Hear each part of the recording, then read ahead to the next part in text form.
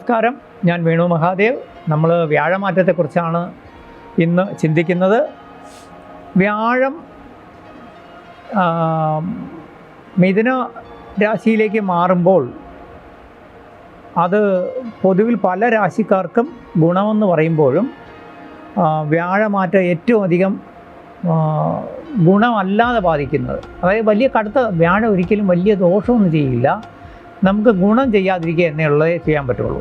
ഇപ്പോൾ വ്യാഴത്തെ പറ്റി ചിന്തിക്കുമ്പോൾ നമ്മളെ ഗുരുസ്ഥാനിയൻ അല്ലെങ്കിൽ നമ്മളൊരു കാരണവർ, അദ്ദേഹം നമുക്കൊരിക്കലും നമ്മളെ സഹായിക്കേണ്ട ആളാണ്. പക്ഷേ അദ്ദേഹത്തിന് സഹായിക്കാൻ പറ്റിയില്ലെങ്കിൽ മിണ്ടാതിരിക്കും, സഹായിക്കില്ല, എന്നാലും ദ്രോഹിക്കില്ല.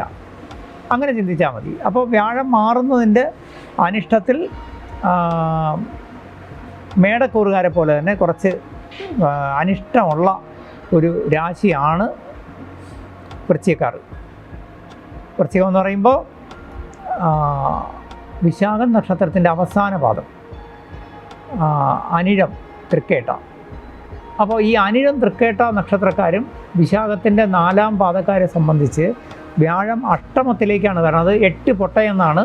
അപ്പോൾ അഷ്ടമത്തിലാവുമ്പം നമ്മൾ ധനപരമായി തൊടുന്നതിലെല്ലാം പൊട്ടത്തരം വരാം. എന്ന് പറഞ്ഞാൽ നമ്മളിപ്പോൾ ധനപരമായിട്ട് പുതിയ ബിസിനസ് പദ്ധതികളോ അല്ലെങ്കിൽ വലിയ ധനം മുടക്കുന്ന കാര്യങ്ങളൊന്നും ആലോചിക്കാതിരുന്നാൽ പോരെ. മാത്രമല്ല, നമ്മൾ നമ്മുടെ നിലവിലുള്ള ബിസിനസ്സിലോ അല്ലെങ്കിൽ ജോലിയിലൊന്നും വലിയ മാറ്റത്തിലേക്ക് ഇപ്പോൾ പോകാതിരിക്കുക. ഇപ്പം ഉള്ളത് കൊണ്ട് തൃപ്തിപ്പെട്ട് മുമ്പോട്ട് പോവുക. നമ്മളെ സമയം അത്ര നന്നല്ല എന്ന് ചിന്തിച്ചിട്ട് കുറച്ച് ക്ഷമയും, അത് വാക്കുകളിലായിരുന്നാലും നമ്മളെ പ്രവൃത്തിയിലായിരുന്നാലും പുലർത്തി പോകുമ്പോൾ ദൈവാധീനം വർദ്ധിപ്പിക്കുക. വിഷ്ണുവിൻ്റെ അവതാരമൂർത്തി ക്ഷേത്രങ്ങൾ സന്ദർശിക്കുക, പ്രാർത്ഥനകൾ നടത്തുക.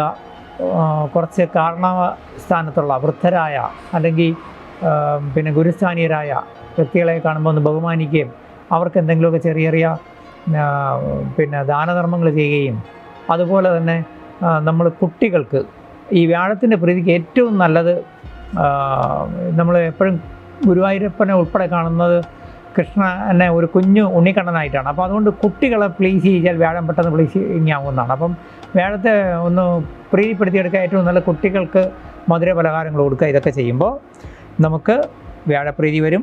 പക്ഷേ വ്യാഴമാണ് നമ്മുടെ മധുരത്തിൻ്റെ ആൾ, അതായത് ഷുഗർ രോഗത്തിൻ്റെ ആൾ. അപ്പോൾ ഷുഗർ സംബന്ധമായ അസുഖങ്ങളുള്ളവരും അതുപോലെ തന്നെ ഹാർട്ട് സംബന്ധമായിട്ടുള്ള അസുഖമുള്ളവരും അതുമായിട്ടൊക്കെ ബന്ധപ്പെട്ട ആൾക്കാർ ആരോഗ്യകരമായിട്ട് വളരെ ശ്രദ്ധിക്കുകയും വളരെ ചിട്ട പാലിക്കുകയും ചെയ്യണം. നമ്മൾ ഈ ഒരു കാലയളവ് നിങ്ങളെ സംബന്ധിച്ച് ഏറ്റവും ശ്രദ്ധിക്കേണ്ട മറ്റൊരു കാര്യം, നിങ്ങളുടെ ഓർമ്മയ്ക്ക് ചെറിയ കുറവുകൾ, മന്ദത വരാം. അതുപോലെ തന്നെ പെട്ടെന്ന് മറന്നു പോകാം. അപ്പോൾ പഠിക്കുന്ന കുട്ടികളാണെങ്കിൽ നന്നായിട്ട് കഠിനാധ്വാനം ചെയ്യുകയും നല്ല കുറച്ചുകൂടി ദൈവാധീനം വർദ്ധിപ്പിച്ച് ഓർമ്മയ്ക്ക് വേണ്ടിയിട്ടുള്ള ചില ബ്രഹ്മി അരിഷ്ടം പോലുള്ള അരിഷ്ടമൊക്കെ ജപിച്ച് കഴിച്ച് ദൈവാധീനം വർദ്ധിപ്പിച്ച് നമ്മൾ പഠിക്കാനിരിക്കുക.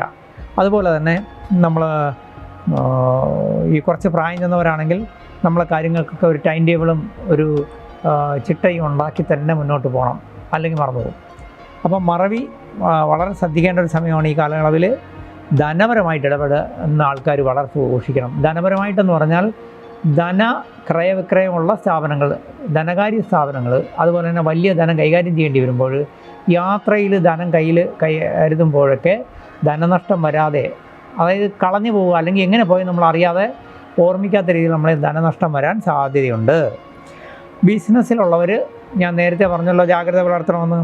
അപ്പോൾ ഈ സമയത്ത് നിങ്ങൾക്ക് ബിസിനസ്സിൽ 5ൽ ശനിയും കൂടെ നിൽക്കുന്നതുകൊണ്ട് പുതിയ പാർട്ട്ണർമാരോ പുതിയ ബിസിനസ് ഡെവലപ്പ് ചെയ്യാൻ ധനം തന്ന് സഹായിക്കാം, പലിശയ്ക്ക് ധനം തരാം എന്നൊക്കെ പറയും. നമുക്കൊരു എന്തായാലും ഒരു മാറ്റം ഉണ്ടാക്കിയെടുക്കാമെന്ന് ചിന്തിക്കരുത്. ഇപ്പോൾ ധനപരമായിട്ടുള്ള പുതിയ ഇടപാടുകളൊന്നും വരരുത്, കടം വരുത്തി വയ്ക്കരുത്. ഇതുപോലെ തന്നെ മറ്റുള്ളവരുടെ കാര്യത്തിലും അവർക്ക് ജാമ്യം നിൽക്കരുത്. മറ്റുള്ളവരുടെ കാര്യത്തിൽ നമ്മൾ ഒത്തുതീർപ്പിനോ തർക്കങ്ങൾക്കോ ഒന്നും പോയി ഇടപെടരുത്, മധ്യസ്ഥതയ്ക്ക് പോകരുത്. കാരണം അന്യരുടെ കാര്യത്തിൽ ഇടപെട്ട് നമ്മൾ പഴി വാങ്ങും, അല്ലെങ്കിൽ പേരുദോഷം കേൾക്കും, അല്ലെങ്കിൽ ദുഃഖിക്കേണ്ടി വരും. അപ്പോൾ ഇതെല്ലാം ശ്രദ്ധിക്കുക. വാഹനം കൈകാര്യം ചെയ്യുമ്പോൾ വളരെ ജാഗ്രത പുലർത്തണം. ചില അപകടങ്ങളിൽ നിന്ന് അത്ഭുതകരമായിട്ട് നിങ്ങൾ രക്ഷപ്പെടും. കാരണം ദൈവാധീനമുണ്ട്. ജോലിയിൽ ഇപ്പം മാറ്റം ആലോചിക്കുന്നവർ ശ്രമിക്കേണ്ട. ജോലി ഇപ്പം അങ്ങനെ തന്നെ പോട്ടെ, ഞാൻ നേരത്തെ പറഞ്ഞു. പക്ഷേ നിലവിലുള്ള ജോലി നഷ്ടപ്പെടുമെന്ന് ചിന്തിക്കുന്നവർ, അതായത് ചില സ്ഥാപനങ്ങളിൽ ജോലിയിൽ നിന്ന് പിരിച്ചുവിടാനൊക്കെ സാധ്യതയുള്ളൊരു കാലവും കൂടിയാണ്. അപ്പോൾ എന്ത് ചെയ്യണം? ജോലിയിൽ നിന്ന് നമ്മൾ പുറത്താവുമെന്ന് കാണുന്നവർ ബുദ്ധിപൂർവ്വം വേറൊരു ജോലിക്ക് ശ്രമിച്ച് വയ്ക്കുകയും അത് ഹോൾഡ് ചെയ്തുകൊണ്ട് ഈ ജോലിയിൽ പ്രശ്നം വന്നാൽ മാത്രം അതിലോട്ട് മാറുക, അല്ലാതെ മാറാതിരിക്കുക. അതായത് ഞാൻ നേരത്തെ പല വീഡിയോകളിലും പറഞ്ഞിട്ടുണ്ട്, നമ്മൾ എപ്പോഴും ജ്യോതിഷം എന്ന് പറയുന്നത് നമുക്കൊരു വഴികാട്ടിയാണ്, ജ്യോതിഷമാണ്. നമുക്ക് വെളിച്ചം കാണിക്കും. പോകുന്ന വഴികളിൽ അപകടങ്ങളും ദുഃഖങ്ങളും ദുരിതങ്ങളും പുലിയുണ്ടോ കടുവയുണ്ടോ എന്ന് കാണിച്ചു തരും. അതിനനുസരിച്ച് നമ്മൾ നമ്മുടെ ജീവിതത്തിൽ യുക്തിയും ബുദ്ധിയും ഉപയോഗിച്ച് ആ ദോഷങ്ങളെ മറികടക്കുന്ന നമ്മളെ എടുക്കുകയാണ്. അതിന് ജ്യോതിഷനോ അല്ലെങ്കിൽ ദൈവത്തിനോ ഒന്നും ചെയ്യാൻ പറ്റില്ല. അവർക്ക് വഴി കാട്ടിത്തരാനേ പറ്റുള്ളൂ. നമ്മൾ മനുഷ്യൻ അവനവൻ്റെ വില്ലുപയോഗിച്ച് യുക്തിയും ബുദ്ധിയും ഉപയോഗിച്ച് വേണം വിധിയെ മതി കൊണ്ട് മറികടക്കണമെന്നാണ്. അതായത് വിധിയെ നമ്മൾ ബുദ്ധി കൊണ്ട് മറികടക്കണം. അല്ലാതെ ഒരു അമ്പലത്തിൽ പോയി വഴിപാട് ചെയ്തിട്ടോ അല്ലെങ്കിൽ ദൈവം ഇടപെട്ടിട്ടോ ഒരു ജ്യോതിഷം ഇടപെട്ടിട്ടോ നിങ്ങൾ വിധിയെ മറികടക്കാൻ കഴിയില്ല. അപ്പോൾ ഈ വൃശ്ചികക്കൂറുകാരെ സംബന്ധിച്ച് ഇത് പറയാൻ കാരണം, ഈ സമയങ്ങളിൽ നിങ്ങൾ പല പ്രധാന കാര്യങ്ങളും തീരുമാനം എടുക്കേണ്ട ഒരു കാലഘട്ടമാണ്. അപ്പോൾ വളരെ വിശ്വസ്തരായ ആത്മാർത്ഥമുള്ള സുഹൃത്തുക്കളോടോ നമ്മൾ നന്നായിരിക്കണമെന്ന് ആഗ്രഹിക്കുന്നവരോടൊക്കെ ആലോചിച്ചിട്ട് മാത്രമേ തീരുമാനങ്ങൾ എടുക്കാവൂ. ഒരു കാര്യങ്ങളിലും പോയി പെട്ടെന്ന് നമ്മൾ ഇടപെട്ട് ഒന്നും നേടാൻ ശ്രമിക്കരുത്. റിയൽ എസ്റ്റേറ്റിൽ ഇടപെടുന്നവർക്ക് സമയം നല്ലതാണ്. തീർച്ചയായിട്ടും നിങ്ങൾക്ക് ഭൂമിപരമായിട്ടുള്ള ഗുണം വരും. അതുപോലെ തന്നെ കുടുംബപരമായിട്ടുള്ള സ്വത്തോ അല്ലെങ്കിൽ നമുക്ക് വസ്തു തർക്കത്തിൽ കിടക്കുന്ന വസ്തുവൊക്കെ ആണെങ്കിൽ അത് നമുക്ക് അനുകൂലമായിട്ട് കിട്ടും. വീട് സ്ഥലവും വാങ്ങിക്കാം. ഇതിനൊന്നും ദോഷമില്ല. പക്ഷേ നമ്മൾ ഒറ്റ കാര്യമേ ചെയ്യേണ്ടുള്ളൂ. ഏത് കാര്യത്തിനും തീരുമാനം എടുക്കുന്ന നേരത്തെ പറഞ്ഞ പോലെ തീരുമാന വൈകല്യം വരാതെ സൂക്ഷിക്കുക. സർക്കാരിൽ നിന്ന് നമുക്ക് എന്തെങ്കിലും ഗുണങ്ങളോ കാര്യങ്ങളോ വരാനുണ്ടോ ശ്രമിച്ചോളൂ, തീർച്ചയായിട്ടും കിട്ടും. അതുപോലെ തന്നെ പിന്നെ നിങ്ങൾക്ക് നിലവിൽ ഏതെങ്കിലും നിയമപരമായ പ്രശ്നത്തിൽ കിടക്കുന്ന എന്തെങ്കിലും കാര്യങ്ങളുണ്ടോ അത് ഒത്തുതീർപ്പാക്കാനൊക്കെ സമയം അനുകൂലമാണ്. അപ്പോൾ ഇതിലെല്ലാം നിങ്ങൾ ഒരു കാര്യം മാത്രം ശ്രദ്ധിക്കുക. ഒരു ജ്യോതിഷനോ അല്ലെങ്കിൽ നല്ലൊരു കൗൺസിലിംഗ് ചെയ്യുന്ന കക്ഷിക്കൊക്കെ ഉപദേശം തരാനേ പറ്റുള്ളൂ. അത് പാലിക്കുന്നതും ജീവിതത്തിൽ ബുദ്ധിയും യുക്തിയും അപ്ലൈ ചെയ്യേണ്ടത് നിങ്ങളാണ്. അതിൽ പരാജയം വന്നാൽ നിങ്ങൾ തന്നെയായിരിക്കും ഉത്തരവാദി. തീർച്ചയായിട്ടും വൃശ്ചികക്കൂറുകാരെ സംബന്ധിച്ച് സമയശകലം മോശമാണെങ്കിൽ വ്യാഴം നിങ്ങൾക്ക് ഗുണം ചെയ്തില്ലെങ്കിൽ ദോഷം ചെയ്യില്ല. ഈ വീഡിയോയുടെ താഴെ എൻ്റെ നമ്പറുണ്ട്. നിങ്ങൾക്ക് വാട്സപ്പ് ചെയ്യുകയോ അല്ലെങ്കിൽ എന്നെ വിളിച്ചോ നിങ്ങൾക്ക് നിങ്ങളുടെ ജാതകത്തിൻ്റെയോ അല്ലെങ്കിൽ നിങ്ങളുമായിട്ട് ബന്ധപ്പെട്ട ഈ ഇപ്പോഴത്തെ സമയം അറിയാനോ തീർച്ചയായിട്ടും നിങ്ങൾക്ക് കോൺടാക്റ്റ് ചെയ്യാം. ഞാൻ അറിവിൻ്റെ പരമാവധിയിൽ നിങ്ങൾക്ക് ഉപദേശവും നിങ്ങൾക്കൊരു സപ്പോർട്ടും തന്നുകൊള്ളാം. തീർച്ചയായിട്ടും നിങ്ങൾക്ക് നല്ലതേ വരൂ, നല്ലതേ വരാവൂ. ഹരേ കൃഷ്ണ.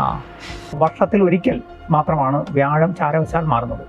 ഇപ്പോൾ വ്യാഴം നിൽക്കുന്നത് ഗ്രഹനിലയിൽ ഇടവൻ രാശിയിലാണ്. ഇനി അത് മിഥുനത്തിലേക്കാണ് മാറുന്നത്.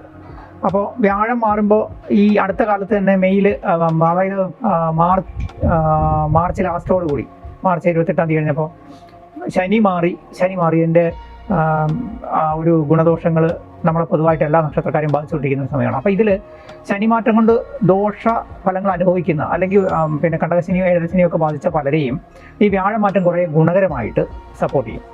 അപ്പോൾ വ്യാഴം മാറുന്നത് 2025 മെയ് 14 ഉദയാൽ 41 നാഴിക 14 വിനാഴിക ഉള്ളപ്പോഴാണ്. അപ്പോൾ വ്യാഴം മാറുക എന്ന് പറയുമ്പോൾ പൊതുവിൽ ഇപ്പോൾ നമ്മുടെ ഈ ജ്യോതിഷ ഫലപ്രവചനങ്ങൾ നോക്കിയാൽ അറിയാം, നമുക്ക് മിക്കവാറും ഓരോ ഗ്രഹമാറ്റത്തിന്, അതായത് ശനിമാറ്റമായിരുന്നാലും വ്യാഴമാറ്റമായിരുന്നാലും ഇനിയിപ്പോൾ ഒരു 2 മാസം കൂടി കഴിയുമ്പോൾ രാഹുകേതുക്കൾ മാറുന്നുണ്ട്. ഇവരെല്ലാം മാറ്റം വരുമ്പോൾ പലരും പറയുന്നു ചില കൂറുകാർ, ചില നക്ഷത്രക്കാർ ഭയങ്കരമായി രക്ഷപ്പെടും, ഭയങ്കര അത്ഭുതങ്ങൾ സംഭവിക്കും. ഒറ്റ വാക്കിൽ പറഞ്ഞാൽ നമുക്കൊരു വഴികാട്ടിയാണ് ജ്യോതിഷം. അപ്പോൾ ഇതിനകത്ത് നമ്മളിപ്പോൾ വ്യാഴം മാറുന്നു, വളരെ അത്ഭുതകരമായ മാറ്റമൊന്നും പ്രതീക്ഷിക്കരുത്. നമുക്ക് ഇപ്പോൾ ഉള്ള ഒരു അവസ്ഥയിൽ നിന്നൊരു ചേഞ്ച് വരും. അതുപോലെ തന്നെ ചില കൂറുകാരെ സംബന്ധിച്ച്, ചില നക്ഷത്രക്കാരെ സംബന്ധിച്ച് കുറച്ച് അനിഷ്ടങ്ങൾ വരാനുള്ള സാധ്യത വരുമെന്നല്ല. അവരുടെ ദശാപകാരങ്ങളും അതുകൊണ്ട് അവരുടെ പ്ലാനറ്ററി പൊസിഷനിൽ വ്യാഴം നല്ല പൊസിഷനിലൊക്കെ ആണെങ്കിൽ വലിയ ദോഷം ചെയ്യത്തില്ല. ശരിക്കും പറഞ്ഞു കഴിഞ്ഞാൽ ചാരവശാൽ വ്യാഴം മാറുന്നു, അതുപോലെ തന്നെ തൊട്ട് മുമ്പ് ശനി മാറി. ഇതൊന്നും ഒരു വലിയ പിന്നെ എന്താ പറയുക, ജീവിതത്തിലൊരു വലിയ കടുത്ത ദോഷം വരുമെന്ന് നമ്മൾ പ്രതീക്ഷിക്കുകയും ചെയ്യരുത്. നിലവിലുള്ള അവസ്ഥയിൽ ചെറിയ ചെറിയ മാറ്റങ്ങൾ ഇത് തന്നെയാണ് എപ്പോഴും ഏത് ഗ്രഹമാറ്റം കൊണ്ടും വരുന്നത്. അപ്പോൾ വ്യാഴമാറ്റത്തിൽ ഏറ്റവും പ്രധാനമായിട്ട് പറയാനുള്ളൊരു കാര്യം, നമുക്ക് ഈ വ്യാഴം മാറുമ്പോൾ അതിൽ ഏതൊക്കെ കൂറുകാരെയാണ് ഇത് കൂടുതൽ ഗുണകരമായിട്ടോ അല്ലെങ്കിൽ ദോഷകരമായിട്ടോ ബാധിക്കുന്നു എന്ന് നമ്മൾ നോക്കണം. അപ്പം ഏതൊക്കെ കൂറെന്ന് പറയുമ്പോൾ അതിനകത്ത് നമ്മൾ ഒന്ന് ശ്രദ്ധിക്കേണ്ടത് മേടം കൂറ്. വ്യാഴമാറ്റം ഏറ്റവും കൂടുതൽ കുറച്ച് അനിഷ്ടം ഉണ്ടാക്കാവുന്ന ഒരേ ഒരു കൂറുകാർ മേടക്കൂറുകാരാണ്. കാരണം വ്യാഴം 3, 6, 8, 12 പിന്നെ പോകുമ്പോഴാണ് വ്യാഴത്തിന് നമ്മളെ സഹായിക്കാൻ പറ്റാതെ വരുന്നത്. അപ്പം നമ്മൾ ഇതിൽ തന്നെ മേടക്കൂറുകാരെ സംബന്ധിച്ച് വ്യാഴം മാറുന്നത് 3ാം സ്ഥാനത്തേക്കാണ്. ഒപ്പം 7ര ശനിയും കൂടിയുണ്ട്. അവർക്ക് 7ര ശനിയെ പോലെ തന്നെ 12 സർപ്പനുമുള്ള സമയമാണ്. മാത്രമല്ല മേടക്കൂറുകാരെ സംബന്ധിച്ച് അവരുടെ 6ാം ഭാവത്തിൽ കേതുവും കൂടെ നിൽക്കുന്ന സമയമാണ്. അപ്പോൾ ഇങ്ങനെ മൊത്തത്തിൽ ഒരു എന്ത് പറയാൻ, ഈ വ്യാഴമാറ്റം കൊണ്ട് 2ൽ നിന്ന് 3ലേക്ക് മാറുന്നതുകൊണ്ട് മേടക്കൂറുകാരെ, അതായത് അശ്വതി, ഭരണി, കാർത്തിക കാലുകാരെയാണ് കുറച്ച് കൂടുതൽ അനിഷ്ടമായി ബാധിക്കുന്നത്. ബാക്കി എല്ലാവർക്കും അതായത് 5, 9 ഭാവങ്ങളിലേക്ക് മാറുന്നവർക്കും 11ലേക്ക് മാറുന്നവർക്കൊക്കെ വളരെ ഗുണം ചെയ്യുന്നത് പോലെ തന്നെ മറ്റുള്ളവർക്ക് ഗുണദോഷ സമ്മിശ്രമായിട്ട്, അതായത് വ്യാഴം ഒരിക്കലും ഗുണം ചെയ്തില്ലെങ്കിൽ ദോഷം ചെയ്യില്ല എന്നർത്ഥം. ഒരു ബ്രാഹ്മണ ഗ്രഹമാണ്. സർവേശ്വരകാരകൻ എന്ന് പറയുന്നത് നമുക്ക് ദൈവാധീനം തരുന്നത് ഈ വ്യാഴഗ്രഹമാണ്. സന്താനങ്ങളെയും സന്താനങ്ങളുടെ അഭിവൃദ്ധിയും തരുന്ന വ്യാഴഗ്രഹമാണ്. കരിയർ വൈസ് ആയിരുന്നാലും ധനപരമായിട്ടായിരിക്കും നമുക്ക് എല്ലാ ഭാഗ്യങ്ങളും തരേണ്ടത് വ്യാഴമാണ്.